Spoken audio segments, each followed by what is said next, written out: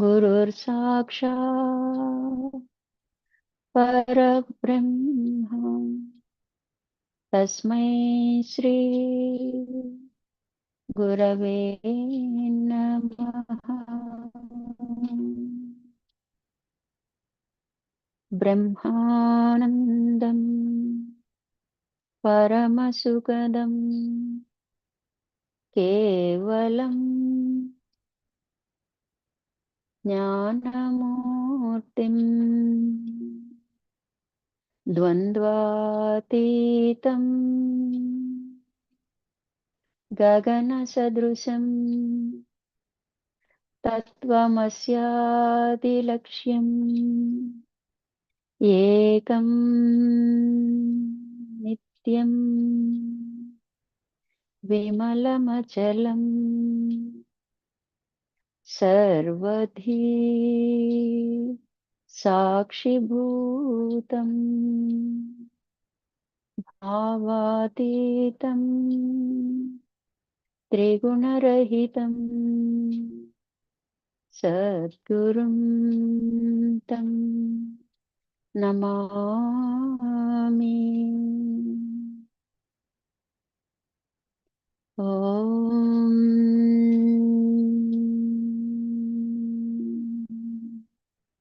नमो ब्रह्मादिभ्यो ब्रह्मविद्या सम्प्रदायकर्तृभ्यो ऋषिभ्यो महाभ्यो नमो गुरुभ्यः। सर्वोपप्लवरहित प्रज्ञानघन प्रत्यगर्तो ब्रह्मैवाहमस्मि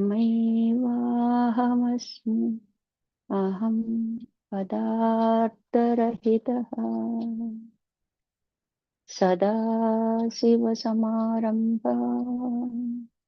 व्यासशङ्करमध्यमाम् अस्मदाचार्यपर्यन्तां वन्दे गुरुपरम्पराम्।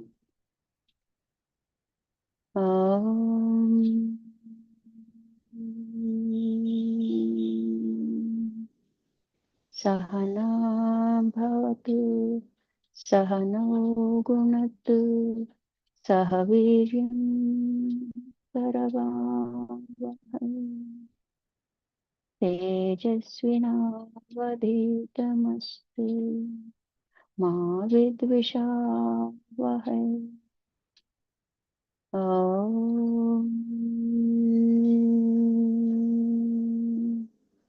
तत्सत्।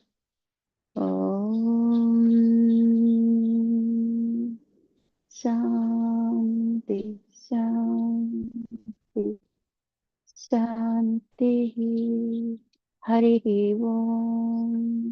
श्री गुरुभ्यो नमः। हरिः ओम। हरिः ओम స్వంబరు। హరిः ఓం అండి అందరికీ। పంచీకరణ ఇవాళ మనం ముగింపు చెప్పుకుంటాం. ముందుగా గురువు దగ్గర మనం ఎలా ఉండాలనేది ఈ పరిప్రశ్న గురించి మనం తెలుసుకుందాం. తద్వితి ప్రణిపాతేన పరిప్రశ్నేన సేవయ ఉపదేక్షంతి తే జ్ఞానం జ్ఞానేన తత్వదర్శినః. ఇది భగవద్గీతలో 4వ అధ్యాయంలో 34వ శ్లోకం అండి. అంటే గురువుకి సాష్టాంగ నమస్కారం చేయుట అనగా పాదములపై పడుట, గురువుని ప్రశ్నించుట, వారి సేవ చేయుట ద్వారా ఈ జ్ఞానమును తెలుసుకొనుము.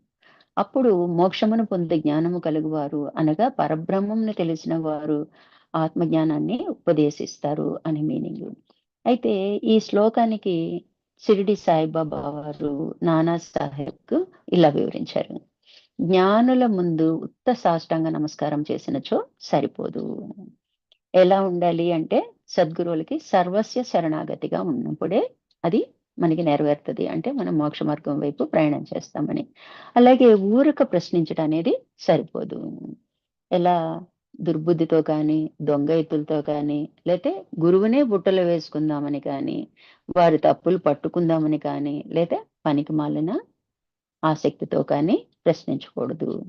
నిజముగా నేను మోక్షాన్ని పొందాలి, నా ఆధ్యాత్మిక జీవితం ముందుకి పరిణామం చెందాలి అనుకుని ఉద్దేశంతో మనకి కలిగే సంశయాల్ని ప్రశ్నించటాన్ని పరిప్రశ్న అంటారనమాట. అలాగే సేవ అంటే మనకి ఇష్టమైతే చేయొచ్చు, లేకపోతే లేదు అన్నట్టు కాదనమాట.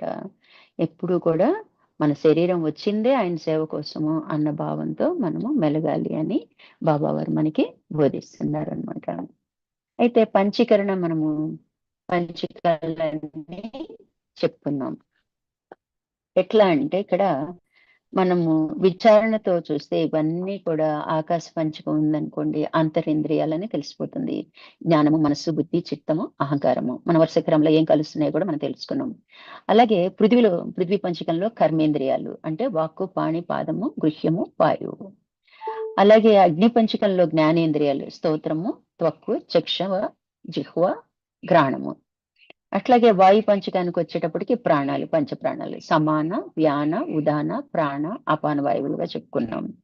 అయితే ఇక్కడ 3 విధాలుగా మనకి కనిపిస్తూ ఉంటాయి. ఏంటి అంటే పృథ్వీ పంచకము కర్మేంద్రియాలని, అగ్ని పంచకంలో జ్ఞానేంద్రియాలని, అలాగే ఆకాశ పంచకంలో అంతరింద్రియాలు. అంటే 3 ఇంద్రియాలుగా మనకి ఇక్కడ తెలుస్తా ఉంటది. మిగతా 2 ఏంటి, జల పంచకం అంటే విషయ పంచకం అని, అలాగే వాయు పంచకం అంటే పంచప్రాణాలుగా చెప్పుకుంటాం. అంటే ఈ 2 ఏమో స్వభావము, ఈ 3 ఏమో ఇంద్రియాలుగా మనం తెలుసుకున్నాం అనమాట. ఇంకా కొద్దిగా పైకి వెళ్ళాడు, ఆకాశ పంచకంలో అంతరేంద్రియాలు అన్నాడు. అంటే మనకి ఇక్కడ ఏం చెప్తున్నారంటే పంచ ప్రాణాలలో వ్యానం అనేది ప్రధానంగా పనిచేస్తుంది. రెండవది విషయ పంచకం ఏంటి అంటే అక్కడ విషయాలకి ప్రాధాన్యత ఉంటుంది. ఏంటి, శబ్ద స్పర్శ రూపరసగంధాదులు. కర్మేంద్రియాలు ఇంద్రియాలతో కర్మం చేస్తూ ఉంటాయి. ఏదైతే మనం సూక్ష్మంగా ఆలోచిస్తామో అది వ్యవహరించే తీరు స్థూలం ద్వారా జరిగిద్ది అనమాట. అంటే కర్మలు జరుగుతూ ఉంటాయి. అందుకే కర్మేంద్రియాలని చెప్పడం జరిగిందనమాట. మన లెక్కలో కర్మ అంటే ఏమనుకుంటాం, పని పని పని పని పని చేయటానికే పుట్టామా, నా కర్మ ఇలా ఉంది అనుకుంటాం. అంటే నిజానికి కర్మ కర్మ అవదనమాట, క్రియ అన్నమాట. మనం చేసేది ఏంటి అంటే క్రియ అన్నమాట. అంటే వీటిని మన ఆలోచనలు ఎలా ఉంటే అలా పని తీరవలసిందే. మనం ఒకటి ఆలోచించి ఒకటి చేయలేం కదా. ఏదైనా పని చేయాలి అనుకుంటే దాని గురించి ఆలోచనలతో చేస్తాం. అలాగే మన గుణ ప్రేరణ కూడా మన ఆలోచనలు బట్టే ఉంటది. స్పీడ్‌గా లేతే ఎక్కువ కష్టపడటం ఇవన్నీ రజోగుణానికి సంబంధించింది. నెమ్మదిగా ఆలోచించటము, మళ్ళీ పెద్దలతో సంప్రదించటం. పెద్దలతో అడిగాం కదా అని వాళ్ళది యాజ్ ఇట్ ఈస్‌గా ఏమి మనం ఫాలో అయ్యక్కర్లేదు. మనం తెలుసుకుంటాము, మనం ఆలోచిస్తాము. సత్వగుణంతో ఆలోచిస్తే ఆటోమేటిక్‌గా ఏం చేయాలో మనకే తెలుస్తది. దాన్ని మళ్ళీ పెద్దలతో సంప్రదించామనుకోండి, మన దానికి బేజారు వేసుకుంటే వాళ్ళు అనుభవంతో చెప్తారు. కాబట్టి సాధక బాధలు. మళ్ళీ ఆ పని అందరూ ఒకలా చేయరు. 10 మంది 10 రకాలుగా చేస్తారు. అది నేను ఎలా చేస్తాను అన్న దాన్ని బట్టి నేను నిర్ణయం తీసుకుంటాం అన్నమాట. అందుకే ఆ పని 100% సక్సెస్ అయ్యే అవకాశం ఉంటదన్నమాట. కాబట్టి ఇక్కడ మనకి మన ఆలోచన తీరే మన పని అని మనం గుర్తించాలన్నమాట. అంటే ఎలా చెప్తాము మనం, అందుకే ప్రాణాయామం చేసేటప్పుడు ప్రాణం సమంగా చేస్తాము. అంటే సమప్రాణాయామం చేసినట్లయితే మనకెలా ఉంటది, సత్వంగా, సక్రమంగా చేస్తాం అన్నమాట. ఎప్పుడూ బ్యాలెన్స్‌గా ఉండగలుగుతాం అన్నమాట. అంటే సాత్వికంగా ఉండగలుగుతాము. అంటే ప్రాణం సమంగా ఉన్నప్పుడు మనసు కూడా నెమ్మదితనం వస్తదన్నమాట. అంటే సాత్వికంగా తయారవుతదన్నమాట. అలాగే మనసు మీద దృష్టి పెట్టినప్పుడు ప్రాణం కూడా సమమైంది. ఈ 2 పరస్పర ఆధారితం అన్నమాట. మన ఆలోచనలన్నీ కూడా ఈ పంచప్రాణాల నుంచే వస్తాయన్నమాట. కాబట్టి వాటి కదలికను బట్టే మన ఆలోచన. ఎక్కడో ఆవేశపడిపోయామండి. ఆవేశపడితే ఏమైద్ది, అది రజో. ఇంకా ఒక స్టెప్ దిగాము అంటే సత్వం నుంచి వెంటనే ఇంకో స్టెప్‌కి దిగిపోయే అవకాశం ఉంటదన్నమాట. చూడండి, మనం గొడవ పడేటప్పుడు మనం అబ్జర్వ్ చేసామనుకోండి ఎవరినైనా, వాళ్ళేం మాట్లాడుతున్నారు, ముందు మంచిగానే మాట్లాడుతుంటారు. వెంటనే వాయిస్ పెరిగిపోద్ది. ఆ మాటల్లో అవతలోళ్ళని ఎంత హర్ట్ చేసే విధంగా మాట్లాడతారు, అది తమోగుణం కదా. అట్లా మాట అనేది మన ఆలోచనలు బట్టి, మన ప్రాణం కొట్టుకునే దాన్ని బట్టి ఉంటది. మనం ఎందుకు 4 సంధ్యల్లో ప్రాణాయామం చేస్తాము అంటే, ఆ ప్రభావం ఇంకో 6 గంటలు మనకి పనిచేస్తదనమాట. అట్లా నిత్యం కూడా మనం ప్రాణాన్ని నెమ్మదిగా పీల్చుకొని, నెమ్మదిగా వదలటం అనేది మనకి అలవాటైద్ది. అప్పుడు మన మనసు కూడా నెమ్మదిస్తదనమాట. అప్పుడు మనం ఈ సాధకులుగా ఏం చేయాలన్నది విచారణతో వ్యవహరించగలుగుతాం అనమాట. కాబట్టి ఆలోచన అనేది పంచ ప్రాణాలలో జరుగుతుంది. వీటి ఆధారంగానే మనం పనిచేస్తాము. అంటే మన ఆలోచనల ఆధారంగానే మనం పని చేయడం జరిగిద్దనమాట. ఇక్కడికి అర్థమైందండి?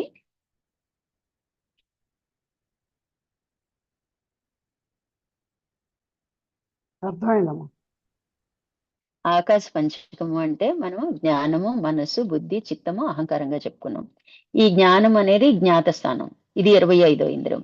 అన్ని కూడా దీని ఆధారంగానే మిగతా అన్ని కూడా వ్యవహరిస్తూ ఉంటాయి అన్నమాట. అందుకని మనమే జ్ఞాత. అంటే ఈ జ్ఞాత ఆధారంగానే నేను చేస్తున్నాను అన్నది మనం గుర్తించినట్లయితే, అంటే తెలుసుకునే తెలివి, ఎరుక అని తెలుసుకున్నట్లయితే మనకి ఎక్కువ ఇంపార్టెన్స్ ఇవ్వమన్నమాట. మనకి ఈ దేహానికి ఎక్కువ ఇంపార్టెన్స్. లేకపోతే నా ఇష్టమే చెల్లాలి, నా మాటే చెల్లాలి, నేనే చెప్తున్నా, నేను లేకపోతే నీకు ఇలా జరిగి ఉండేది కాదు, ఇలాంటివన్నీ కూడా మనకి వచ్చేస్తూ ఉంటాయి అన్నమాట. అందుకని మనకి దేని ఆధారంగా మనం చేస్తున్నాం, అది లేకపోతే మనం లేం కదా, అది మనకి సహకరించకపోతే మనం లేం కదా, అట్లాంటి ఆలోచనలు మనకి వస్తాయి అన్నమాట. అందుకని సాధకులుగా మనం గుర్తించాలి. అలాగే పృథ్వీ పంచకంలో కర్మేంద్రియాలు ఉంటాయి. వాక్కు, పాణి, పాదము, గుహ్యము, పాయువు. ఇవన్నీ కూడా పృథ్వీ తత్వం కలిగి ఉంటాయి. ఇవన్నీ కఠినాంశంగా ఉంటాయి అన్నమాట. వాటి పనులు, వాటి విషయాలు అన్ని కూడా మనము ముందు తెలుసుకున్నాం. వాక్ అంటే ఏంటి, అది 2 పనులు చేస్తుంది. అలాగే గుహ్యము 2 పనులు చేస్తుంది. కాబట్టి గుహ్యం కాదు, పాయువు 2 పనులు చేస్తుంది. ఈ 2 కూడా మనం కోటకి ముఖద్వారం ఒకటైతే వెనుక ద్వారం ఒకటి. ఈ రెండు పనులు చేసే అన్ని కూడా విక్షేప దోషాన్ని కలిగి ఉంటాయి. కాబట్టి మనం జాగ్రత్త వహించాలి అని మనం చెప్పుకున్నాం. అంతా కూడా విక్షేపం కలిగించేవన్నీ కూడా పృథ్వీతత్వం మీదే ఎక్కువగా ఉన్నాయి. మన అవయవాలు మనం జాగ్రత్తగా గమనించుకొని, 1 వాయువు కలయిక, 2 జలం ఉన్నప్పుడు వేగవంతమైంది, విక్షేపం పక్కనే ఉంటది. ఆ కలయిక వలన ఏర్పడిన ఇంద్రియాల దగ్గర మనం జాగ్రత్తగా వ్యవహరించాలని మనం తెలుసుకున్నాం. అలాగే పృథ్వీతత్వాన్ని ఆవరణ దోషం ఆవరించి ఉంటది. ఆ దోషాన్ని ముందు తొలగించుకోవాలనుకుంటాం కానీ అది అంటే సమత్వభావం అప్పుడే రాదు. ఎందుకు అంటే ముందు విక్షేపాన్ని తొలగించుకోవాలి. విక్షేపం అంటే ఏంటి, కదిలిపోవటం, స్పందన, ప్రతిస్పందన, యాక్షన్ రియాక్షన్ లో ఉంటాం అన్నమాట. ముందు కదలటం మానేస్తే మనం కదలని వాళ్ళం కదా, ఎందుకు కదిలిపోతున్నాము అన్నది మనం గుర్తించినట్లయితే మనం సాక్ష్యం కదా. అందుకే సాక్షి అన్న పదం మనం అందుకు పెట్టుకుంటాం అన్నమాట. ఎప్పుడైతే కదలిక మనకి తగ్గిపోద్దో, స్పందన, ప్రతిస్పందనలు ఎంతవరకు అంతవరకు చేయటము, సత్వగుణాన్ని ఇంప్రూవ్ చేసుకోవటం, కేవలం సత్వగుణంగా ఉండటము ఎప్పుడైతే అలవాటు చేసుకుంటామో విక్షేప దోషాన్ని మనం పోగొట్టుకుంటాం అన్నమాట. విక్షేప దోషం పోయిన తర్వాత ఆవరణను పోగొట్టుకోవటం ఈజీ అవుతుంది అన్నమాట. అందుకని మన వ్యవహరించే ఇంద్రియాలు ఎలా ఏర్పడ్డాయని మనకి తెలుస్తుంది. 1కి 10 సార్లు చార్ట్ చూసుకోవాలండి. ఇక వినటం అయింది, ఏదైనా డౌట్ వచ్చినప్పుడు మళ్ళీ రికార్డ్ పెట్టుకొని వినాలి. అయినా డౌట్ వచ్చినప్పుడు పరిప్రశ్న అందుకేనమాట. అయినా కూడా నాకు ఇక్కడి నుంచి నేను బయటికి రాలేకపోతున్నా అన్నప్పుడు మీరు అడగచ్చు అనమాట. క్లాసులో అడిగితే మనం క్లారిఫై చేసుకుందాం. మన ఒక్కళ్ళ వలన అందరికీ కూడా లోపల ఏదైనా చిన్న చిన్న సంశయం అడగలేనంతగా ఉన్నాయి ఉంటే తీరిపోతూ ఉంటాయి అన్నమాట. కాబట్టి మనం ఏం చేయాలి అంటే, ఇక్కడ పృథ్వీ తత్వంలోనే మనకి విక్షేపం ఎక్కువ కలిగించే ఉన్నాయి కాబట్టి మనం జాగ్రత్తగా వ్యవహరించాలి అని తెలుసుకున్నాం. అలాగే జల పంచకం అంటే విషయ పంచకం, శబ్ద, స్పర్శ, రూపరసగంధాలు. ఈ 5 మన కళలో కానీ ఇళ్లలో కానీ అన్ని ఇవే వ్యవహారం ఉంటాయి. మన మాట చేత అన్ని కూడా వీటి మీదే ఆధారపడి ఉంటాయి. ఈ 5 దాటి వెళ్ళవన్నమాట. ఈ విషయంలో మనం ఎలా ఉండాలి అన్నది మనం తెలుసుకున్నాం. అలాగే అగ్ని పంచకం అంటే జ్ఞానేంద్రియాలు, స్తోత్రము, త్వక్కు, చక్షువు, జిహ్వ, గ్రాణము. ఇవేంటి, ముందు గ్రహిస్తాయి అన్నమాట. వీటి ఆధారంగానే విషయ పంచకం, మళ్ళీ వీటి ఆధారంగానే కర్మేంద్రియాలు పనిచేయటం జరుగుతూ ఉంటాయి అన్నమాట. అందుకని మనము ప్రతి చోట కూడా మనము ఎలా వస్తుంది, అబ్బా నేను చాలా గర్వం, నేను చాలా బాగా గుర్తించగలిగాను, నాకు మంచి ఐడియా వచ్చింది, నేను చెప్పినట్టు చేశారు కాబట్టి సక్సెస్ అయింది, ఇలాంటివన్నీ కూడా జ్ఞానేంద్రియాలు మనకు కలిగినవి అన్నీ కూడా మనం కాదు, అజ్ఞాత ఆధారంగానే చేస్తున్నాం అన్నది వెంటనే స్ఫురించాలన్నమాట. అప్పుడు మనకి అహంకారం అనేది దిగిపోతుంది అనమాట. అహంకారమే మనకి అన్నిటికీ అడ్డు అనమాట. ఇంకా మనకి వాయు పంచకం ప్రాణాలు, సమాన, వ్యాన, ఉదాన, ప్రాణవాయువులు. ఇందులో వ్యాన వాయువు అనేది కాలుగోటి నుంచి తల వెంట్రుక వరకు స్పర్శ జ్ఞానాన్ని కలిగిస్తుంది. ఇది మనసుకి వాహకంగా ఉంటది. అన్ని చర్యల్ని మనసుకి అందిస్తుంది అనమాట. అంతటా స్పర్శ కలిగి ఉంటుంది. అలాగే మిగతా మనం తీసుకునే శ్వాస లోపలికి వెళ్ళాక 5 ముక్కలయ్యి అది పనిచేసే తీరును బట్టి మనం ఆ పేర్లు పెట్టుకున్నాం. ఇందులో 2 వర్క్ చేస్తాయి, కలిసి పనిచేస్తాయి. అట్లా మనకి ఎలా వ్యవహారం ఏంటి అన్నది మనం జాగ్రత్తగా తెలుసుకున్నాం. 1కి 2 సార్లు వింటే, ఇది వినటం వలన ఏదైతే ఈ దేహం వల్లనే కదా మనం మోక్షం పొందాలన్నా పొందకపోవటానికి కారణం గూడా. అంటే ఈ దేహం నేను కాదు అని బలపరుచుకోవాలి అంటే, ఈ నేను కాదు అని తెలుసుకోవాలి అంటే, రమణ మహర్షి వారు చెప్పిన నేనుని గుర్తించాలి. మన స్వస్వరూపం ఏంటి అన్నది తెలుసుకోవాలంటే, సాంఖ్యం అనేది క్షుణ్ణంగా అర్థం చేసుకోవాలి. కానీ ఇదే పరమావధి కాదు. ఇదే ఎండ్ పాయింట్ కాదు. ఇంకా మనం సాధించాల్సినవి చాలా ఉంటాయి. మన లక్ష్యం అచలం దాకా ఉంటుందన్నమాట. కాబట్టి ఇక్కడ మనం జాగ్రత్తగా 1కి 2 సార్లు అబ్జర్వ్ చేసుకుంటూ వెళ్తే ఎంత బాగా మనకి వంట పడితే వ్యవహారంలో అంత బాగా మనకి స్ఫురింపచేస్తూ ఉంటదన్నమాట. ఇది నువ్వు కాదు, ఇది నువ్వు కాదని. అట్లా ఇక్కడ మనకి పంచప్రాణాల్లో వ్యానం అనేది ప్రధానమైనది. రెండవది విషయ పంచకం ఉంది. అక్కడ విషయాలకి ఎక్కువ ప్రాధాన్యత ఉంటది. చిన్న పిల్లల దగ్గర నుంచి పెద్ద పిల్లల వరకు కూడా, పెద్దవాళ్ళ వరకు కూడా కబుర్లకే అలవాటు పడతాం. చక్కగా చెవులెక్కించి అంటుంటారు. పిల్లలకి చూడండి మాయ కబుర్లన్నీ చెప్తాం అన్నం పెట్టేటప్పుడు. చందమామ కథలేంటి, కల్పిత కథలు అన్నీ చెప్తుంటాం. అంటే విషయానికి అంత ప్రాముఖ్యత ఉందన్నమాట. ఈ విషయము మనము విషయంలా స్వీకరించాలన్నమాట. విషయాల దగ్గరకొచ్చేటప్పటికి వెంటనే అలర్ట్ అయిపోవాలి. ఎంత కావాలో మనం చేయటానికి అంతే మనం తీసుకోగలగాలి. అనవసరమైనవి పట్టించుకోకూడదనమాట. అంటే విషయంగా భావించినప్పుడే సాధకుడు పరిణామం చెందుతాడు అని గ్రహించాలి.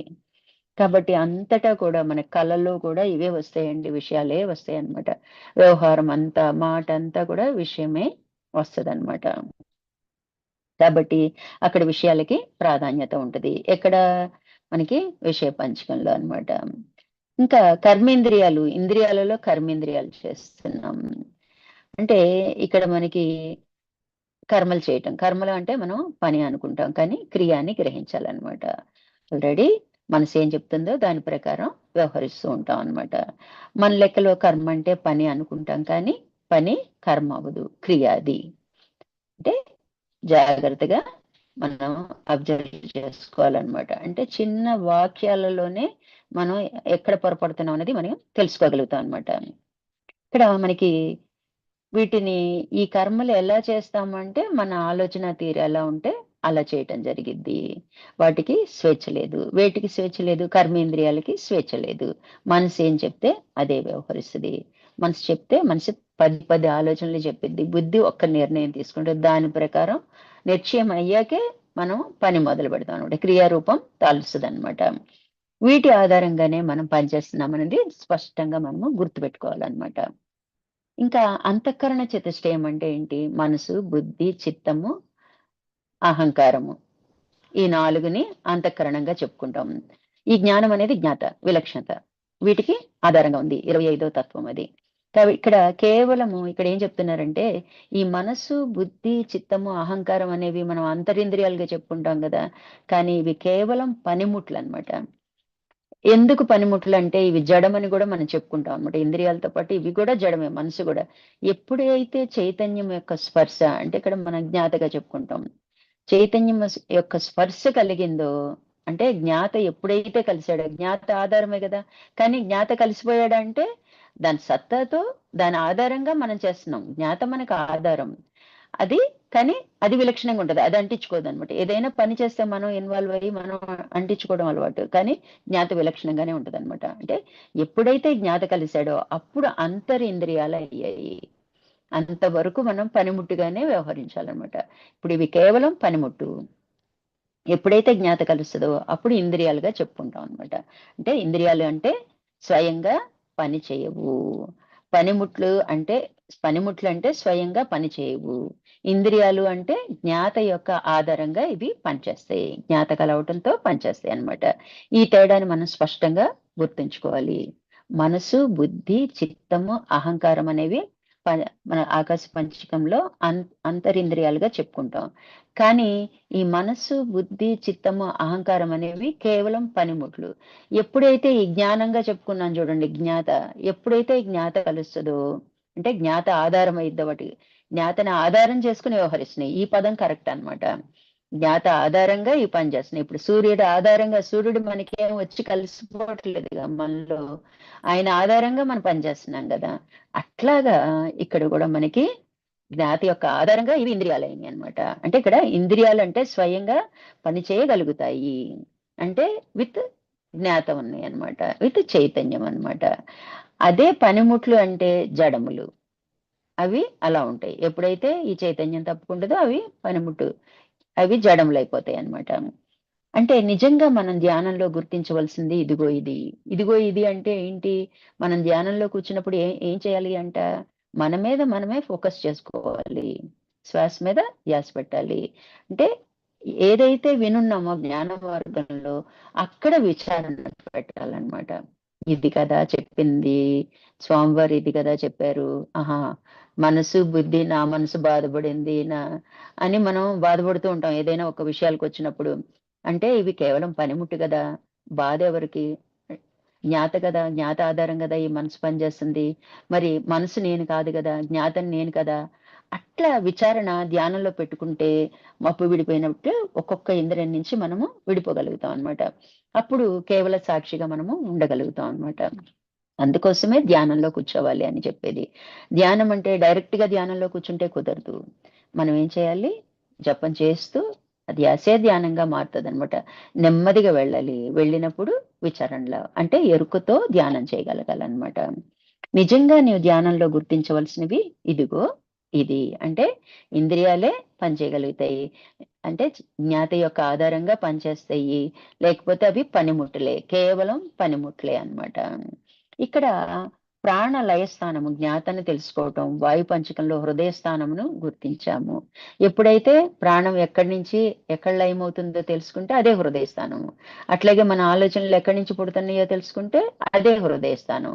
ఇవన్నీ కూడా ధ్యానంలోనే సాధ్యమవుతాయి అన్నమాట. అంటే మామూలుగా కూర్చున్నప్పుడు మనం విచారణ చేస్తూ ఉంటాము. అంత లోతుగా వెళ్ళాలంటే ఏం చేస్తామంటే ఈ లోపు ఏదో ఒకటి కనిపిస్తుంటది. కళ్ళు తెరిచుంటాం కదా, ముందు కళ్ళు మూసుకుని సాధన అనేది మనం చేయాల్సిందే. తర్వాత ఆటోమేటిక్ గా కళ్ళు తెరిచినా ముచ్చినా ఆ ధ్యానంలో ఉండగలుగుతాం అనమాట. అప్పుడు ఆ విచారణలో ఏదైతే నిర్ణయం పొందుతామో అది మనకి స్థిరంగా ఉంటదన్నమాట. అంటే మన నిత్య జీవితంలో దాన్ని అప్లై చేయగలుగుతాం అనమాట. అందుకే శ్రవణ మనన నిధ్యాసలుగా చెప్పుకుంటాం అన్నమాట. ఇక్కడ మనసుని, బుద్ధిని, చిత్తాన్ని, అహంకారాన్ని తెలుసుకుంటాం. ఎక్కడ? ధ్యానంలో కూర్చుని. అసలేంటి మనసు పని? ఎప్పుడు ఆలోచించటమేనా? ఎప్పుడు సంకల్పం చేయటమేనా? ఎప్పుడు వికల్పాలు వెళ్ళిపోవటమే. అనుకున్నవన్నీ జరగవు కదా, మనసు అనుకున్నవన్నీ. అందులో ఏదో ఒకటి సెలెక్ట్ చేసుకుంటే బుద్ధి నిశ్చయం చేస్తది ఇది చెయ్యమ్మా అని. అంటే అప్పుడు ఈ మనసుకి ఏం ప్రాధాన్యత లేదుగా. మనసు కంటే బలమైనది బుద్ధి అని గ్రహిస్తాం కదా, అంతే కదా. మనసు చెప్పినవన్నీ చేయట్లేదు మనం. వ అది ఎంతసేపు వేవరింగ్ అన్నమాట. ఆరాట పడిపోతా ఉంటదన్నమాట. ఒక చీర కొనుక్కోవాలంటే 10 షాపులు చూపిస్తది. ఇక్కడ తక్కువ, అక్కడ తక్కువ, అక్కడ బావుంటాయి, ఇక్కడ మన్నికుంటాయి, అప్పుడు ఇలా చేస్తే పడిపోయింది, అప్పుడు ఇలా చేస్తే ఇన్ని రకరకాల ఆలోచనలు ఇది ఉంటదన్నమాట. మనం ధ్యానంలో కూర్చున్నప్పుడు మనసు మీద దృష్టి పెట్టినామంటే ఏంటిది? అదే కదా మన ఆభ్యాస ధ్యానం, డీప్‌గా ఎళ్ళకుండా. ఏంటిది? కానీ ఇది అన్నయన్నీ జరగవు కదా, బుద్ధి నిశ్చయిస్తేనే కదా. అంటే మనసు కన్నా బుద్ధి బలమైనది కదా. అట్లా మనం ఆలోచన చేయగలుగుతామన్నమాట. ఆ బుద్ధి దేని మీద ఆధారపడింది? ఆత్మ మీద ఆధారపడింది. అట్లా మనకి ధ్యానంలో కూర్చున్నప్పుడే విచారణ బలంగా సాగిద్దనమాట. ఇక్కడ మనసుని, బుద్ధిని, చిత్తాన్ని, అహంకారాన్ని తెలుసుకుంటున్నావు. ఎలా విలక్షణంగా ఉండి తెలుసుకుంటున్నాం. ధ్యానంలో ఉన్నప్పుడు ఏంటంటే నేనన్న భావన పోతుందనమాట. విచారణ చేసేటప్పుడు ఆధారమైన దాయే మన దృష్టిలో ఉంటదనమాట. అలా ఉన్నప్పుడే విచారణ కరెక్ట్‌గా సాగిద్దనమాట. ఏం తెలుసుకుంటాం? పంచీకరణ తెలుసుకున్నాం ఇప్పుడు. అంటే కలుపుకోవటం. కలుపుకోవటం అంటున్నారు ఏంటి? దేన్ని కలుపుకోవటం? జలం అంటే అన్నిటిని కలుపుకొని లక్షణాలను పోనివ్వదు. అలాగే నీ లక్షణాలను తీసివేస్తది. అంటే అగ్నితత్వం. అన్నిటిని బూడిద చేసేస్తది. శరీరాన్నైనా, బంగారంతో సహా దేన్నైనా బూడిద చేసి పెట్టేస్తుంది. కాబట్టి అగ్నితత్వం అది. ఆకాశతత్వం ఏంటి? అవకాశం ఇస్తుంది. దేనికైనా అవకాశం ఇస్తుంది. ఇంకా అనేకం మనం తెలుసుకున్నాం పంచీకరణలో. బాగా స్టడీ చేయాలండి. ఒక్కసారి వింటే ఏమి రాదనమాట. ఈ లక్షణాలన్నిటిని పంచభూతాలకు సంబంధించిన కఠినాంశము, ఇవన్నీ ఏంటి మనకి చెప్తున్నా కఠినాంశం పృథ్వీ తత్వంతో కూడుకొనుంటాయి. ఎందుకని అంటే మనకిక్కడ పృథ్వీ తత్వం మీదే ఉన్నాం కాబట్టి, ఇక్కడే మన అనుభవం, ఇక్కడే దేహం తీసుకున్నాం కాబట్టి, ఇక్కడే అనుభవాలు కలుగుతాయి అన్నమాట. ఆ అనుభవాలు కలగటానికి ఎనకాల బేస్ ఏముందంటే ఇంత హిస్టరీ ఉందనమాట. ఇంత చార్ట్ ఉందనమాట.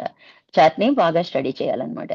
కానీ ద్రవాంశ కానీ తేజాంశ కానీ వ్యాపకం చెందే లక్షణాంశం కానీ అవకాశం ఇచ్చేటువంటి బయలాంశ అంటే ఆకాశం కానీ జ్ఞాతకి లేవు.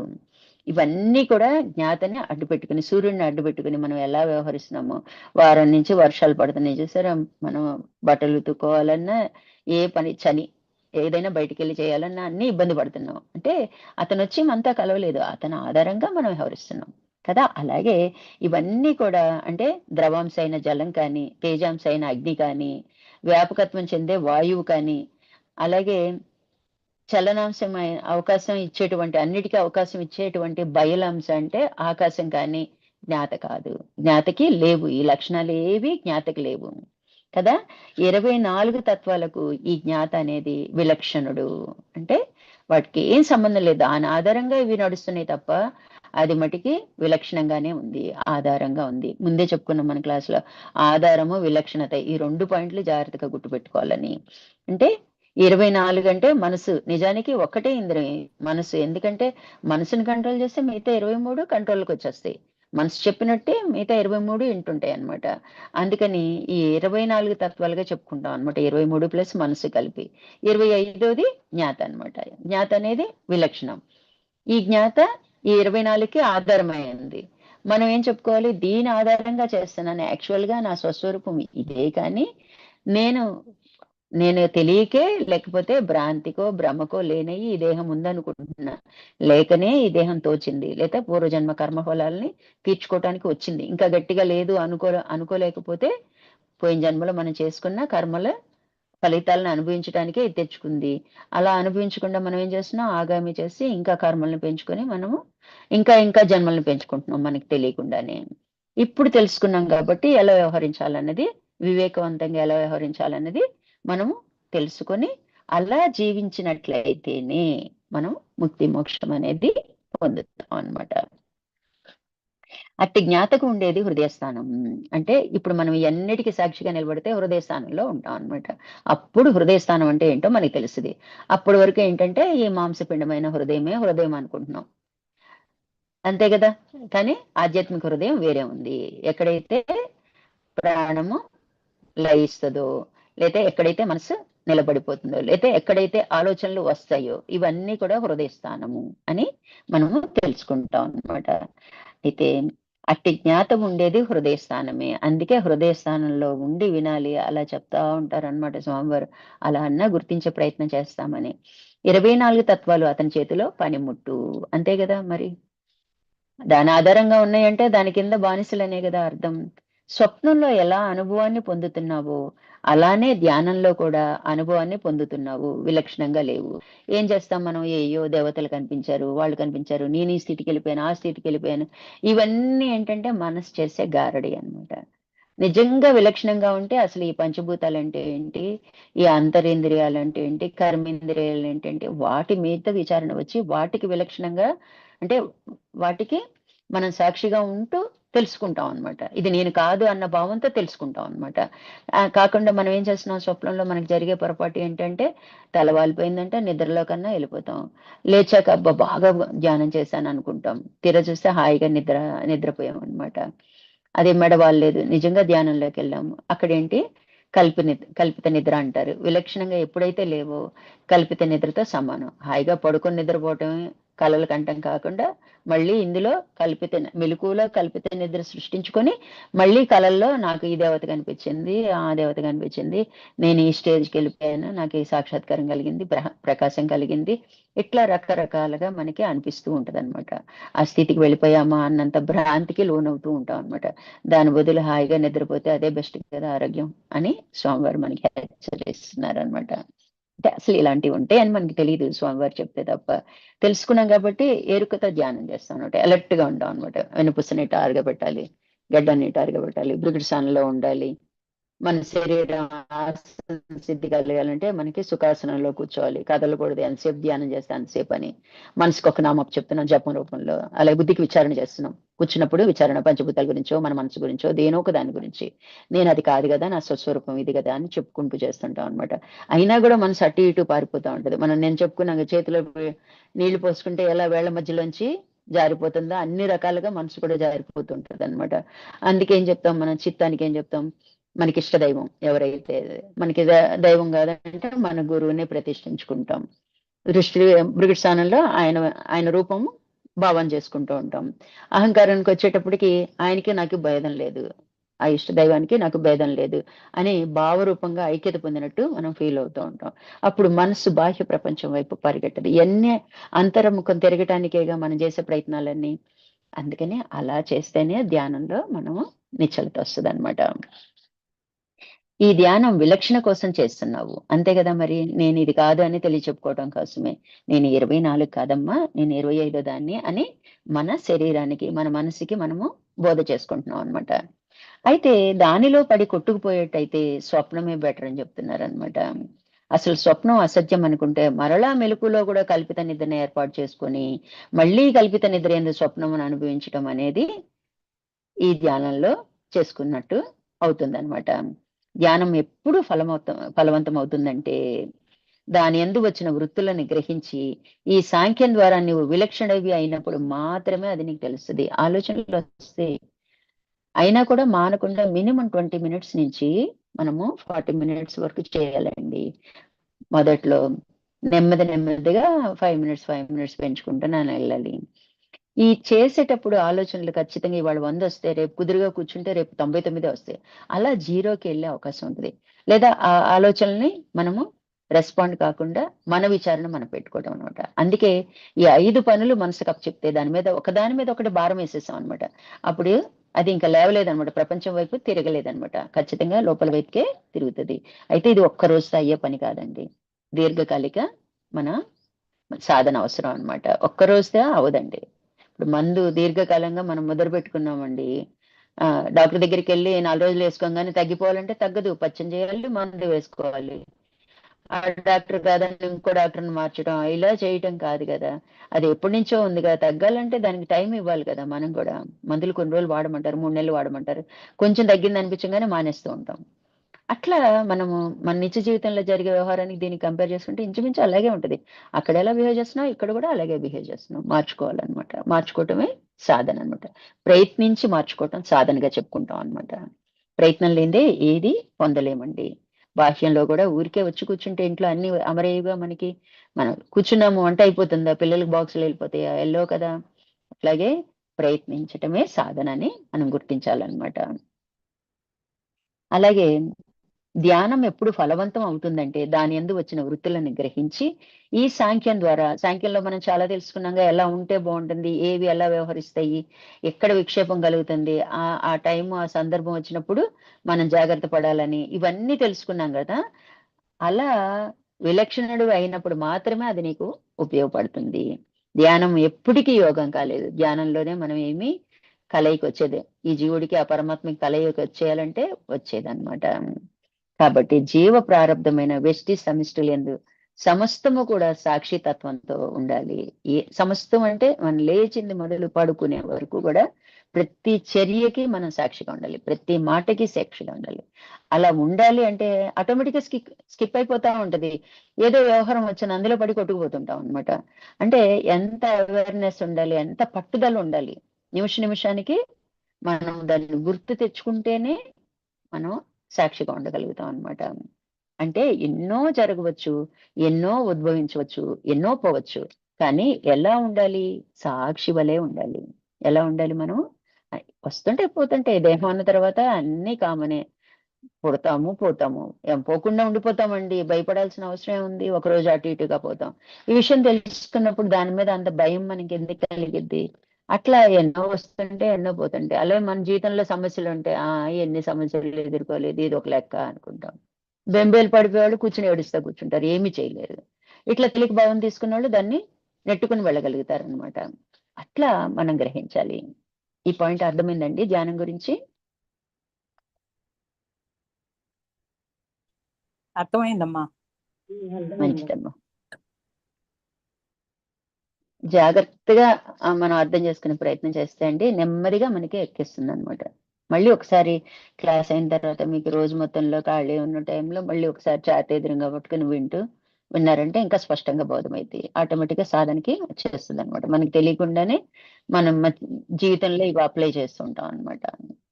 అంటే ఇంకా ఏం చెప్తున్నారు అంటే త్రివిధ భ్రాంతుల చేత, త్రివిధ దోషముల చేత, అంటే మళ్ళా విక్షేప ఆవరణల చేత జగత్తు అంతా ఈ 3 దోషాలతో కలిగి ఉంటది. ఈశ్వరుడు ఉన్నాడు, జీవుడు ఉన్నాడు, జగత్తు ఉన్నదనే భ్రాంతులతో 3 భ్రాంతులు అనమాట. మనకి ఆవరించబడిందే పిండాండం అనమాట. అంటే వెష్టి అనమాట. మనకేముంటాయి? ఒకటి ఒక భ్రాంతి ఏంటంటే ఈశ్వరుడు ఉన్నాడనే భ్రాంతి. ఇవి అన్నిటికన్నా పెద్ద భ్రాంతి అన్నమాట. అట్లాగే మనకి జగత్తు ఉందనుకోవటం, జీవుడు ఉన్నాడు అనుకోవటం, ఈ 3 కూడా ఉన్నాయనుకోవటమే పెద్ద భ్రాంతి అన్నమాట. అలాగే మనకి దోషం, మల దోషం, విక్షేప దోషం, ఆవరణ దోషం మనల్ని ఎప్పుడు ఇబ్బంది పెడుతూ ఉంటదన్నమాట. అంటే ఇక్కడ ఏంటి అంటే మనము వ్యవహరించేటప్పుడు ప్రతి నిమిషము మన మీద మనమే నిఘా వేసుకోవాలన్నమాట. దానికి కారణం ఏంటి అంటే ఆకాశమందు పృథ్వీ అంశ చేరింది. అహంకారం అనే కఠినాంశ చేత ఈ ప్రభావం ఏర్పడుతుంది. ఎన్ని దోషాలకి కారణం, ఈ భ్రాంతులన్నిటికి కారణం ఏంటి అంటే ఒకే ఒక్కటి, ఆకాశంలో మనకి పృథ్వీ అంశ చేరటంలో అహంకారం ఏర్పడింది. నేను కొంచెం తెలివి వచ్చిన దగ్గర నుంచి పిల్లలు కూడా ఫీల్ అయిపోతారు. ఏదైనా అంటే అవమానం కింద ఫీల్ అయిపోతారు. అహం అన్నమాట.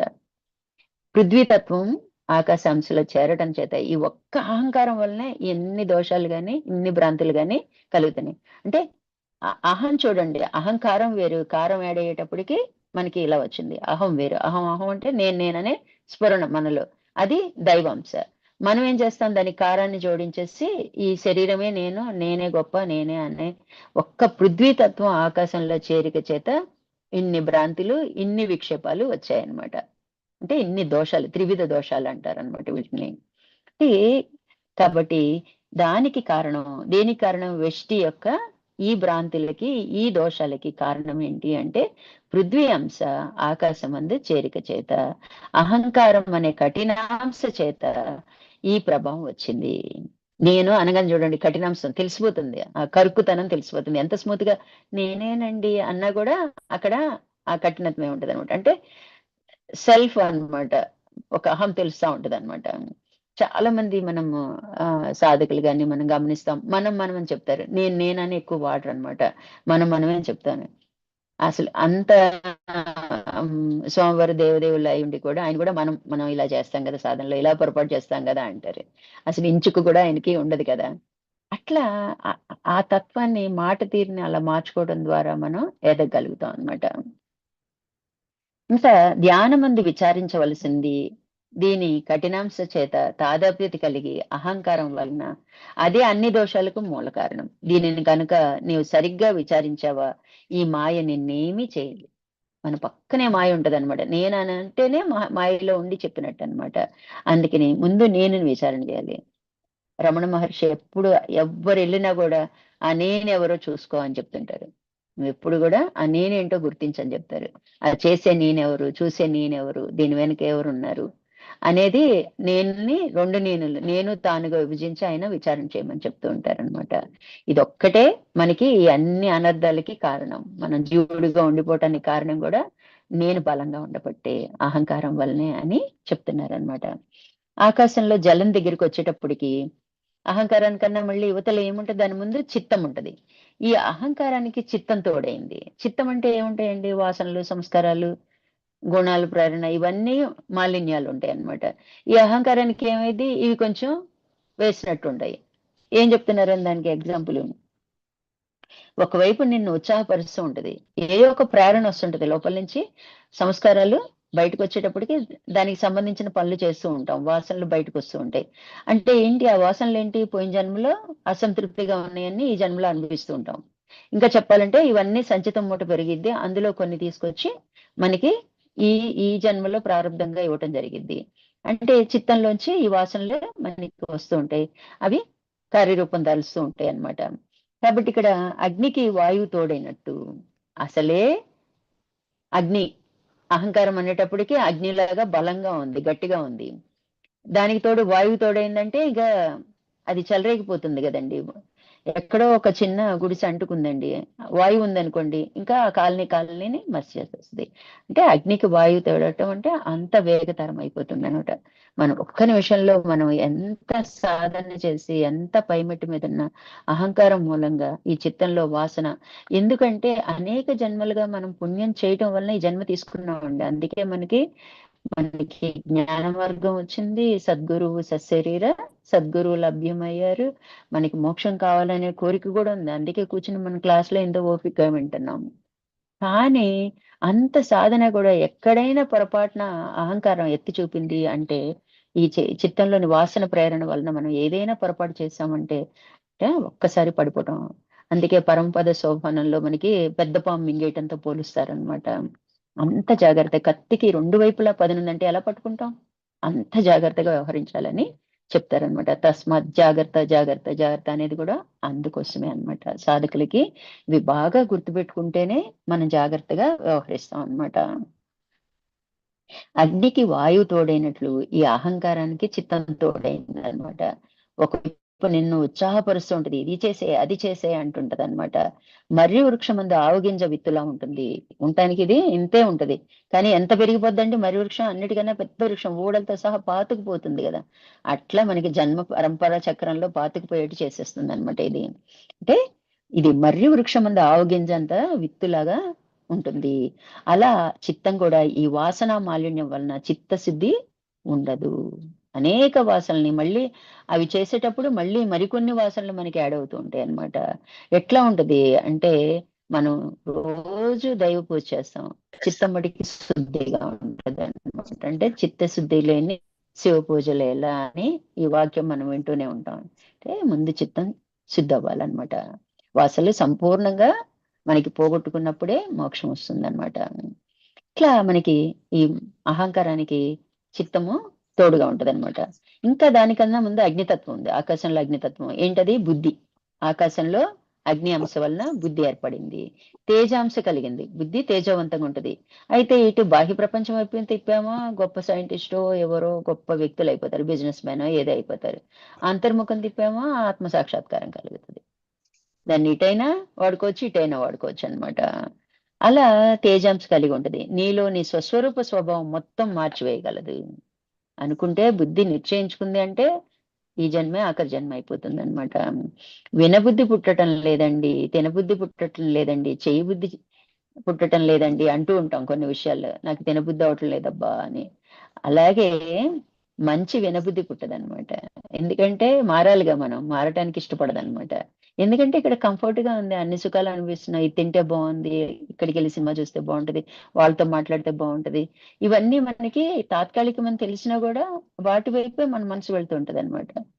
దానికి బెస్ట్ ఎగ్జాంపుల్ అండి, మనం సెల్ పట్టుకున్నాం అనుకోండి, ఏదో పొరపాటున మనం యూట్యూబ్ లోకి వెళ్ళి చూడాల్సి వస్తుంది, మన జ్ఞాన మార్గానికి సంబంధించింది. ఆ కింద వేరే రీల్స్ ఉంటాయి.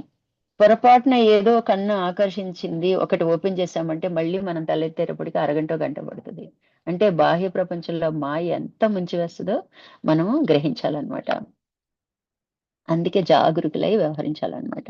అంటే మంచి వినబుద్ధి పుట్టదు అంటే ఎందుకు అంటే, మన పిల్లలు కూడా అంతే కదా, చదువుకోరా అంటే అర్థం కదా, వెళ్ళి ఆడుకోరా అంటే గెంతుకుంటే వెళ్ళిపోతారు. అంటే వింటే మారాలి కదా. అదే అన్నమాట. నీ చైతన్యం అంత చేస్తే మారుతాయి. మనం ప్రయత్నించి చైతన్యవంతం చేస్తే మారుతాం అనమాట. కుంభకర్ణుడికి బుద్ధి లేదండి. ఎందుకు బుద్ధి లేదు అంటే 6 నెలలు నిద్రపోతాడు, 6 నెలలు తింటాడు, ఇంక చేసేది ఏమి ఉండదన్నమాట. అందుచేత ఈ తెలివికి అత్యంత ప్రాధాన్యత ఉంది. ఎందువలనంటే అగ్ని యొక్క చేరిక, అగ్ని అంటే తేజాంశ పవర్ఫుల్ గా ఉంటుంది కనుక నిన్ను దేవతని చేయగలదు, అసురుణ్ణి చేయగలదు. కుంభకర్ణులాగా అయిపోగలం, తిని పడుకోవటం ఆడవాళ్ళం ఏముందండి, తింట పడుకోవటమే కదా. ఇంకా జ్ఞానవర్గంలో ఉంటే దానికి సంబంధించిన అధ్యయనం చేసుకోవడం, దానికి సంబంధించిన సాధన విచారణ అన్ని చేస్తూ ఉంటాం. మనం ఒక క్రమ పద్ధతిలో అయితే మంచిగా ఉంటే దేవతమే అవుతాం, లేకపోతే అసురులమే అవుతాం అన్నమాట. కాబట్టి ఆ నిర్ణయం మనమే తీసుకోవాలన్నమాట. తీసుకుంటే సరిపోదు, పట్టుదలగా సాధన చేయాలి. దీనితో జాగ్రత్తగా ఉండాలి. దేనితో? బుద్ధితో. ఎందుకంటే బుద్ధిలో నిశ్చయం జరిగిందంటే జరిగే తీరుతుంది అనమాట. ఆ నిశ్చయం అనేదే మనం జాగ్రత్తగా వ్యవహరించాలన్నమాట. కాబట్టి దీనితో బుద్ధితో జాగ్రత్తగా ఉండాలి. ఎందుకంటే దీనికి నిశ్చయాత్మక జ్ఞానం ఉంది కనుక కాబట్టి జ్ఞాత చేతిలో ఉంచి నడపాలి. ఇప్పుడు ఏం చేయాలి మనము? బుద్ధి తీసుకునే నిర్ణయాలు కూడా కరెక్ట్ అని మనం చెప్పలేము. ఎందుకంటే పూర్వ అనుభవాలను బట్టి అది చెప్తూ ఉంటది. ఒక్కసారి జ్ఞాన మార్గంలో వెళ్ళాక ఆ బుద్ధికి మనం వివేకం నేర్పించినట్లయితే ఆటోమేటిక్ గా ఆధారమైన జ్ఞాత చేతిలో ఉండి పనిచేస్తూ ఉంటది. నేనేం కాదు అని, అంటే బుద్ధికి కూడా సాక్షి తను తీసుకున్న నిర్ణయాన్ని కూడా మళ్ళీ ఒకసారి తరిచి చూసుకొని చేయటం అనేది జరుగుతుంది అనమాట. అట్లా బుద్ధి వల్ల మనము దేవతని చేయగలిగిద్ది, అసురుణ్ణి చేయగలిగిద్ది అన్నది జ్ఞాపకం పెట్టుకోవాలి. అట్టి జ్ఞాత నువ్వు కనుక, అంటే ఎందుకు జ్ఞాతలో పెట్టాలి బుద్ధిని అంటే, బుద్ధి చెప్పిన నిర్ణయాన్ని మనం తీసుకోకర్లా, నేను జ్ఞాతని కదా అని మనం ఆలోచించినట్లయితే అప్పుడు తప్పులు దానికి కూడా సాక్షిగా ఉండి చేయగలుగుతాం. అది నిశ్చయించుకుంటే పని అయ్యిద్ది, కానీ పనికి సాక్షిగా ఉండొచ్చుగా, ఆ సాక్షిత్వాన్ని అక్కడ నిలుపుకోవచ్చు అనమాట. అట్లా అట్టి జ్ఞాత నీవు కనుక ఆధారం చేసుకుని సమస్తముకు ఆధారమైనటువంటి సంస్కారములకు అన్నిటికీ ఆధారమైన అహంకారాన్ని గాని, చిత్తాన్ని గాని, దాని ప్రక్కన ఉన్నటువంటి బుద్ధిని కానీ నిన్నేమి చేయగలదు. ఎప్పుడైతే నేను జ్ఞాతని అనుకున్నామో, అంటే మామూలుగా అయితే బాహ్య ప్రపంచంలో నేను మొనార్కిని అనుకుంటాం, నేనే గొప్ప, నాకే తెలుసు, నేను చెప్పిందే కరెక్ట్, ఇలా మనం కళ్ళ ముందు చాలా మంది జీవితాలు మనం చూస్తుంటాం. అంత అహంత ఉట్టుపడుతూ ఉంటారనమాట. అదే జ్ఞాత నేను అనుకున్నప్పుడు మిగతా అన్నిటికీ కూడా మనం సాక్షిగా ఉన్నప్పుడు అవి మనల్ని ఏమీ కదిలించలేవు అనమాట. ఇప్పుడైతే లొంగిపోతూ ఉంటాం, చేస్తూ ఉంటాం అనమాట. కాబట్టి ఇంకా దాని పక్కన ఒక పెద్ద అగాధం ఉంది, మనసు. ఇది ఇంకా డేంజర్ అండి. ఎందుకంటే తొందర పెట్టేస్తుంటది అనమాట. ఇచ్చేసి, అది చేసి, ఇలా చేసి, అలా చేసే అని ఊహాగాహాలు చేసేస్తుంటది అనమాట. ఆకాశంలో వాయువు. వాయువు అంటే ఏంటండి? వ్యాపకాంశ.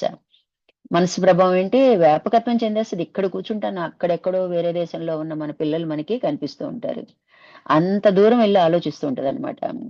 అంటే వ్యాపకత్వ లక్షణం దీనికి ఉందన్నమాట. మనస్సు దీని పేరు. దీన్నే మనోమయ కోశం అని కూడా చెప్తూ ఉంటాం అన్నమాట. ఆకాశమందు వాయు అంశ చేరిక చేత ఇది ఏర్పడుతూ ఉంది. ఎక్కడ వాయువు ఉంటుందో అక్కడ జలం ఉంటుంది. ఎక్కడ జలం ఉంటుందో, ఎక్కడ వాయువు ఉంటుందో అక్కడ విక్షేప దోషం ఉంటుంది. అంటే బాగా చలనం కలిగి ఉంటాయి అనమాట. చలనం అంటే మూమెంట్ స్పీడ్ గా ఉంటది. మూమెంట్ స్పీడ్ గా ఉన్నప్పుడు ఏమైంది? ఆటోమేటిక్ గా విక్షేపం కలుగుతుంది అనమాట. కాబట్టి ఆ వేగం ఎక్కువని మనం గ్రహించాలి. ఎక్కడ వాయువు ఉంటుందో. ఎందుకు మనసు వేగము అంటే ఆకాశంశలో వాయువు చేరిక చేత మనసు ఏర్పడింది, అందుకే ఇది వేగం, కదలిక ఎక్కువ ఉంటుంది అనమాట. అలాగే జలం కలిసిన చోట కూడా వేగం ఉంటది అనమాట. చిత్తం ఇక్కడ ఈ ఈ రెండు ఎక్కడుంటాయో అక్కడ మనం జాగ్రత్త వహించాలన్నమాట. అందువలన మనసుని కట్టిపడేయాలి. అది వినదు, అంత తేలిగ్గా కట్టుపడేయలేమండి. అది చాలా తెలివైనది అనమాట. మనం ఇది కాదు కదా అది అంటే అది ఇంకో 10 కారణాలు చూపిస్తుంది అనమాట. అందుకని మనసుని కట్టిపడేయాలంటే సాధనే అనమాట. ఎలా? చిన్న చిన్నగా, చిన్న చిన్న విషయాల్లో సక్సెస్ అవుతూ ఉంటే పెద్ద విషయాల దగ్గరికి మనం వెళ్ళగలుగుతాం అనమాట. అంటే మనం లేచిన దగ్గర నుంచి ప్రతి క్షణము మనసు మీద దృష్టి పెడితేనే దాన్ని దాటగలుగుతాం అనమాట. నిన్ను ఏమార్చే పని దానిదే అనమాట. మనసే ఏమార్చేస్తా ఉంటది అనమాట. మనం ఏదో ఆధ్యాత్మికంగా ఇది ఇంతే, ఇలాగే సాక్షిగానే ఉన్నాను, నేను సాక్షిగానే చేశాను అనుకుంటాం. ఏ పనైనా చూడండి, కొత్తలో సాధన చేసేటప్పుడు నేను సాక్షిగానే ఉన్నాను అనుకుంటాం. చేసేదంతా చేసేస్తాం, తినేదంతా తినేస్తాం, సాక్షి అని పేరు పెట్టుకుని. అది ఆ సాక్షి అంటే కాదు కదా. విలక్షణంగా ఉండాలి. అది ఎంతవరకు అంతవరకు స్వీకరించడం రావాలి. వద్దనుకుంటే అవసరం లేదనుకుంటే అవసరం లేదని వదిలేయగలగాలి. ఇక్కడ కర్మ యొక్క ప్రభావం చేత ఈశ్వర సృష్టి జరగలేదు. మనం ఏం చేస్తాం? కర్మలు ఉండబట్టే ఈశ్వర సృష్టి జరిగింది అని అనుకుంటాం. నిజానికి ఉందా? లేదు కదా, సృష్టి లేదు, జగత్తు లేదు, ఈశ్వరుడు లేదు, జీవుడు లేదు. లేకనే ఉన్నట్లు తోస్తున్నారు మనకి. అంటే కర్మ వలన నేను కర్మలు చేసుకున్నాను, అందుకే ఈ దేహం వచ్చింది. జన్మ కర్మ లేవనుకుంటే ఒక్కడే, కానీ ఆ ఒక్క మాటతో స్థిరంగా ఉండలేంగా. మన కళ్ళ ముందులే ఇప్పుడు ఇంకో అరగంట అయితే భోజనానికి రెడీ అయిపోవాలి, తినకుండా ఉండలేంగా. అంటే మన భావనలో ఇది కాదు కదా అని ఉండాలి. దేహం అని ఫీలింగ్ పూర్తిగా పోయేంత వరకు మనకి తప్పదన్నమాట. ఉన్నంత వరకు వ్యవహరింప తప్పదు. అందుకే సాక్షిత్వం పెట్టుకున్నాం అనమాట. అంటే సాంఖ్యం తెలియని వారంతా ఏమనుకుంటారు? కర్మ సిద్ధాంతం చేత ఈశ్వరుడు తుదించాడు అని అనుకుంటూ ఉంటారు. ఇది ఇందు నిజంగా సత్యం లేదు. నీకు ప్రాణభయమే లేకపోతే ఈశ్వరుడు అవసరం ఉంది? ప్రాణభయమే కదా అన్నిటికీ. బాబోయ్, నా సంసారం ఇలా అయిపోతుంది, లేకపోతే నా పిల్లలకి ఉద్యోగం లేదు, పెళ్లిళ్ళు లేవు, ఇవన్నీ కూడా నేను నేను మరణిస్తే వాళ్ళకి దిక్కెవరు? మన ఆలోచనలన్నీ ఇలాగే కదా. అంటే ఈ మనలో ఈ మరణ భయం అనేది లేకపోతే ఈశ్వరుడితో మనకి అవసరం రాదనమాట. అంటే ఈశ్వరుణ్ణి భ్రాంతి, ఇది తెలిసిన వాడికి భ్రాంతి. ఈశ్వరుడు భ్రాంతి అని తెలిస్తే ఈశ్వరుడే లేనప్పుడు తను ఎక్కడ ఉంటాడు, తను కూడా భ్రాంతి అన్నమాట. నీకన్యంగా సృష్టి లేదు, మనమే క్రియేట్ చేస్తున్నాం. ఎవరు ప్రపంచం వాళ్ళు క్రియేట్ చేస్తున్నాం, అందులో భాగమే. ఇప్పుడు మనం ఎంతమందిని కలిసి ఇక్కడ వింటున్నామంటే మన సృష్టిలో భాగమే అన్నమాట. అది మనం గుర్తించలేకపోతున్నాం అన్నమాట. తెలియక ముందు అదంతా కూడా సత్యం అని అనుకున్నాం. ఏంటి, ప్రపంచం లేదు, సృష్టి లేదు, ఇదంతా భ్రాంతి అని తెలియక ముందు సత్యం అనుకుంటున్నాం. అలాగే ఎన్నో జన్మలు గడిపాం. ఇప్పుడు ఎన్నో సంవత్సరాలు, 40-50 ఏళ్ల వరకు అదే భ్రాంతిలో మనం ఉన్నాం. ఇప్పుడు కదా తెలుసుకున్నాం. తెలుసుకున్న తర్వాత కూడా దాని నుండి విలక్షణంగా జీవించడానికి మన వల్ల కావట్లేదు. దాన్ని సాక్షిత్వంగా స్వీకరించడానికి మన వల్ల కావట్లేదు. అనేక ప్రయత్నాలు చేస్తున్నాం. స్వామివారు అనేక బోధల్లో అనేక విధాలుగా చెప్తున్నారు. పోనీ పుచ్చుకో రుచి బుద్ధి అంటారు కదా, ఏదైనా ఆకర్షించి ఇలా అయినా చేస్తారేమో అని అనేక రకాలుగా చెప్తున్నారు. కాన్సెప్ట్ ఒకటే అయినా కూడా. అందుకని ఇక్కడ మనం అది సత్యమని అనుకున్నంత వరకు మనం ఉన్నట్టే అన్నమాట. పిండాండ పరిధిలో సూక్ష్మంలో మాట్లాడుతున్నాము అనుకోండి, అంటే మనసుతో మాట్లాడుతున్నాం. విషయాలను అనుభవించేటప్పుడు ఈశ్వరుడు అసత్యం అంటే అంతకంటే వెర్రి బాగులు వాడు ఉండదు. మనం ఏం పేరు పెడతాం, నాస్తికుడు అంటాం. అన్ని చూస్తున్నాము, అన్ని వ్యవహరిస్తున్నాము, ఏది మనం అనుకున్నట్టు అవట్లేదు.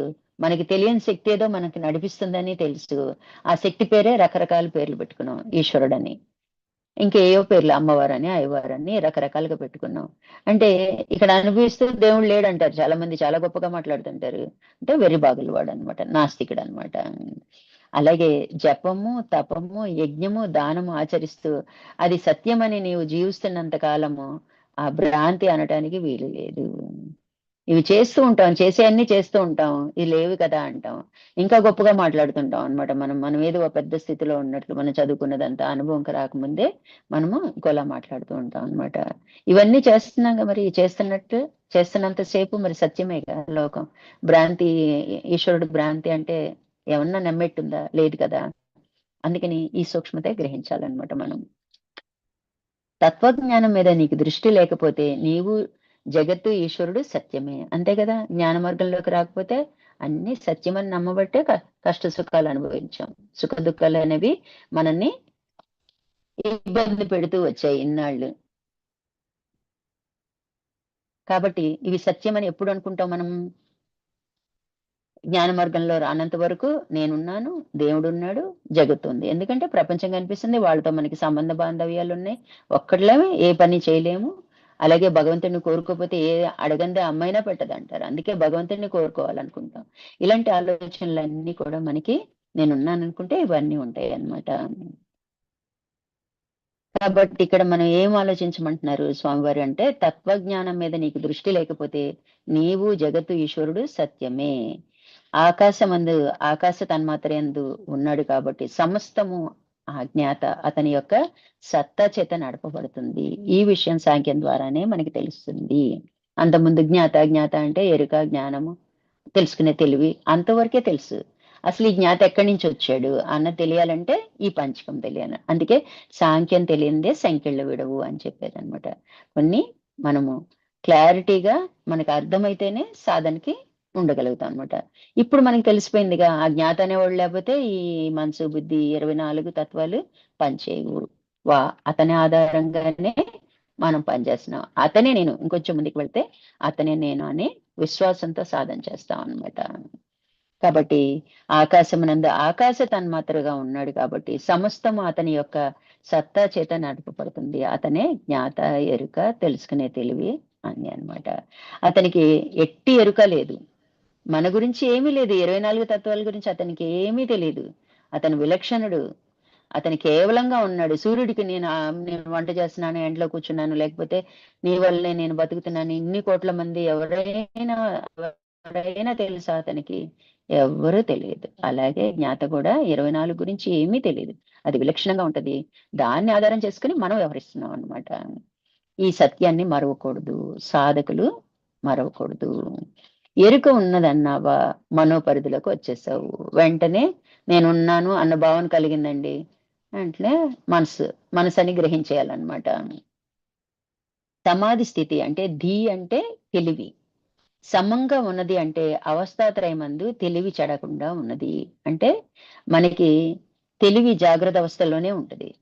కలలోనూ మన ప్రమేయం లేకుండా ఉంటది. సుషుప్తిలో అసలు లయించి ఉంటది.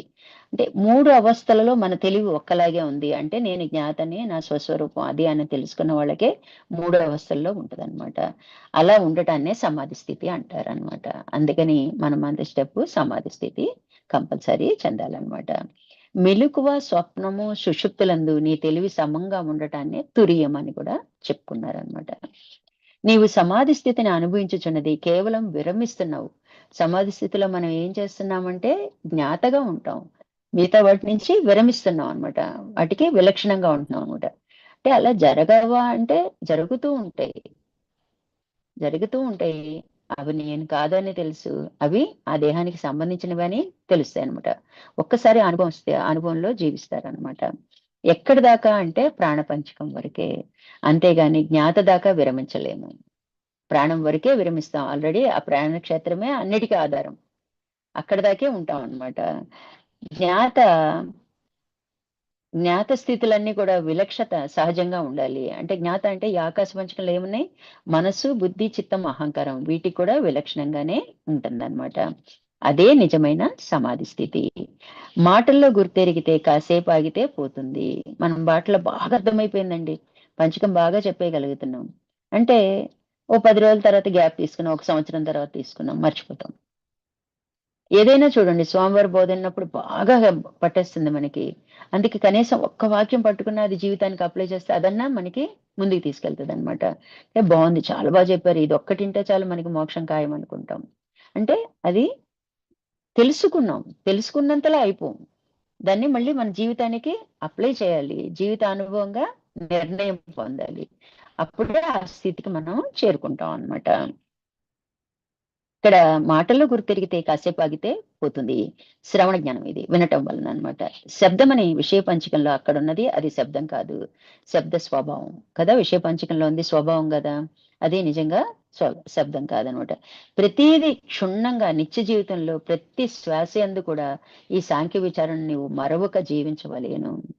ప్రతి నిమిషం, ప్రతి వ్యవహారంలో సాంఖ్యాన్ని గుర్తు తెచ్చుకోవాలన్నమాట. అప్పుడే విలక్షణంగా జీవిస్తాం. చేస్తాము. ఇంకా ఇదివరకు కన్నా పర్ఫెక్షన్ వస్తదండి. ఎందుకంటే అన్నీ తెలుసుకొని చేస్తున్నాం గాబట్టి, అటు ఇటు ఊగదనమాట మనసు. అసలు నేను విలక్షణంగా ఉండగలనా? లేదా? అన్నది మనమే నిర్ణయించుకోవాలనమాట. దానికి కూడా మనం సంకల్పం చేసుకోవాలి. ఆధారం నేనా? లేకపోతే అదా అన్నది మనం గుర్తించాలి. మనమేమనుకుంటాం నేనే చేశాను. నేనే నా కుటుంబాన్ని నేను వండకపోతే వాళ్ళెలా తింటారు? లేతే నేను సంపాదించుకురాకపోతే ఎట్లా? ఇట్లాంటి ఆలోచనలే మనం అహాన్ని పెంచుతూ ఉంటాయన్నమాట. అది అప్పుడు వెంటనే మనకేమైద్ది జ్ఞాత కదా ఆధారం. లేకపోతే ఇవన్నీ గూడా పనిముట్లే కదా! అది అడిగితేనే కదా ఇవి ఇంద్రియాలుగా పనిచేస్తాయి మనకి అన్న భావన కలుగుతుందన్నమాట. పదార్థానికి నేను ఆధారమా? నాకు పదార్థం ఆధారమా? పదార్థం అంటే ఎవరు? మనం. పిండాండం అంతా గూడా పదార్థం. బ్రహ్మాండం శక్తి రూపం. ఈ సత్తా నుంచి శక్తి.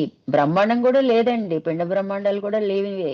ఎలా ఎలా తెలుసుకుంటామంటే, ఇక్కడ శక్తి మనల్ని నడిపిస్తది. ఈ శక్తి ఎక్కడి నుంచి వచ్చిందంటే, అక్కడ సత్తా నుంచి వచ్చిందనమాట. అట్లా గ్రహించాలనమాట. కాబట్టి మనం అంత వినేసి ఆవకాయ లేకపోతే నాకు కుదరదండి అన్నాను. ఫస్ట్ ముద్ద ఆవకాయ కలుపుకోవాల్సిందే అన్న కోరిక వ్యక్తపరిచామనుకోండి, మనం ఎళ్ళిపోయి ఎందులో ఆవకాయ జాడీలో దూరిపోయినట్లు లెక్కనమాట.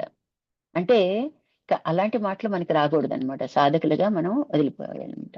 కాబట్టి ఇటువంటి విషయాలకి సంబంధించిన మాటలు మాట్లాడవు. ఎప్పుడు నేనే జ్ఞాతని. జ్ఞాత ఆధారంగా ఇవన్నీ నడుస్తున్నాయి. ఆ జ్ఞాతని నేనే అన్న భావన మనకున్నప్పుడు అనమాట. 24 తత్వాల్లోకి దిగకుండా 25దో దానిలో స్థిరంగా ఉండు. అంటే ప్రజ్ఞ అంటే అదే. ప్రజ్ఞా స్థితిలో ఉండు అంటారు. దాన్ని మనం స్థిత ప్రజ్ఞత్వం అని కూడా చెప్తుంటాం అనమాట. ఈ స్థితి వరకు ప్రజ్ఞ అనకూడదు. మధ్యలో వచ్చి నేను ప్రజ్ఞా స్థితిలో ఉన్నా, నేను ఎరుకుతా ఉన్నా, నేను తెలివితో ఉన్నా ఇవన్నీ కూడా మన ఊహాపోహలు అన్నమాట. మనసు చేసే పనులన్నమాట. అక్కడ ఆధారంగా ఉన్నాడు ఎవరు? జ్ఞాత. అక్కడ ఉన్నాడు వీటన్నిటికీ. విలక్షణంగా ఉన్నప్పుడే ఈ ప్రజ్ఞానం అంతరవయవముల యందు ఎప్పుడైతే ఆధారంగా అంటే అంతరవయవాలంటే ఇక్కడ మనకి ఏం పనిచేస్తాయి? మనసు, బుద్ధి, చిత్తం, అహంకారం కదా! ఈ ప్రజ్ఞానం అక్కడ ఎప్పుడైతే ఆధారంగా పెట్టుకొని జీవిస్తావో అంటే మనసు వచ్చినప్పుడు ప్రజ్ఞ ఆధారంగా చేయడం అంటే విలక్షణతగా ఉండి ఈ మనస్సు ఈ ప్రారంధంలో తెచ్చుకున్న కర్మలని క్రియారూపం దాల్చడానికి చేసే ప్రయత్నము అని మనకి భావన కలగాలి. అప్పుడు ప్రజ్ఞకి ఆధారంగా చేసుకుని నేను జీవిస్తున్నాను అన్నది మనకి బోధపడుతుంది. అప్పుడు సాక్షిత్వం నిలుస్తుంది అనమాట. అంటే దానికి సాధన స్వామివారు ఏం చెప్తున్నారంటే, ఎప్పుడైతే నువ్వు ఆధారంగా పెట్టుకుని జీవిస్తావో తన స్వస్థానమైనటువంటి ఆత్మానుభవం వైపు ప్రయాణం చేస్తుంది.